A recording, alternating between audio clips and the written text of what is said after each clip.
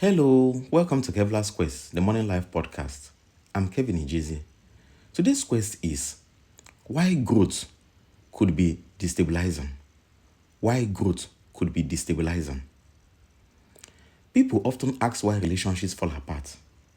The usual answer is that one person stops trying. Maybe they lose motivation, struggle financially, or fall into unhealthy habits. That can certainly happen, but here is something less obvious. Relationships can also break down when one person starts doing better. I know that sounds crazy, right? But it's actually true. Think about it. When someone begins therapy, gets healthier, advances in their career, or simply grows as a person, the balance of the relationship shifts. In any system, when one part changes, the rest of the system has to adjust. And while setbacks often trigger a natural push to restore balance, progress can be harder to absorb. Success doesn't just change one person, it changes the dynamic between two people. Here's why it's tricky. If one partner struggles, the other might feel frustrated, but there can also be hidden benefits. The stronger partner might feel superior or even find purpose in saving the other. That's saving the other in quotes. That is when you are now the one saving the other with your money, with your knowledge. That's how the other person may find his purpose. Dysfunction can create a strange kind of stability. But when one partner improves, it can stir up envy, insecurity, or fear of being left behind. Suddenly, the relationship feels unequal, and that can be destabilizing. That's why sometimes you notice that when couples have problems, you will notice that maybe a kind of progress or growth came into the family. Either the man was promoted in his job that needed him to start traveling a lot, and probably he started cheating. He started earning more money. Or the man may start complaining that his wife no longer comes back early.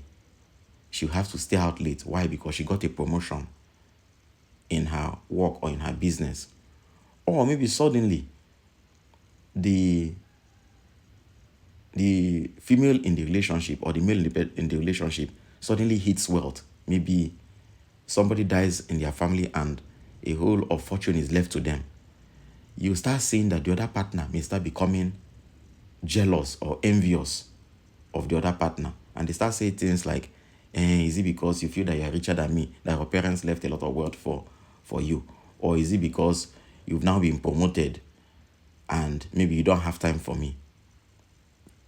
That is how the relationship can become destabilizing. And if it's not managed well, there's a tendency for that relationship to lead to a breakup or a divorce. Success also opens doors, new opportunities, new people, new possibilities that can spark jealousy or controlling behavior as the other partner worries about being replaced. Ironically, the unfortunate relationships often feel secure because they are specialized in their struggles. Healthy, high-functioning people, on the other hand, can thrive with almost anyone. That makes them harder to hold on to if the relationship isn't working.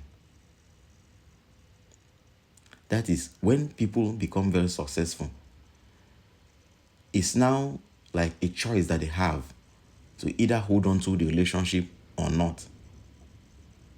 Now, if the person now feels that it's now a burden for them to hold on to the relationship, you will see that that relationship will not work because the relationship has now become harder to hold on to because it's actually not working. The one person is feeling that they are bigger or better than the other.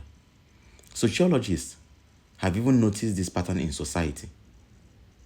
Times of hardship often bring people together, while times of rapid progress can create instability. The same is true in relationships. Growth can feel like a storm, even though it's positive.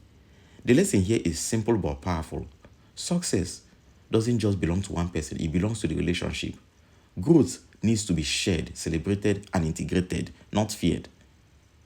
Which means if you are improving yourself as a wife, as a husband, as a man in the relationship, as a woman in the relationship, you should also make effort so that your partner is also improving themselves, so that the relationship doesn't feel like unbalanced.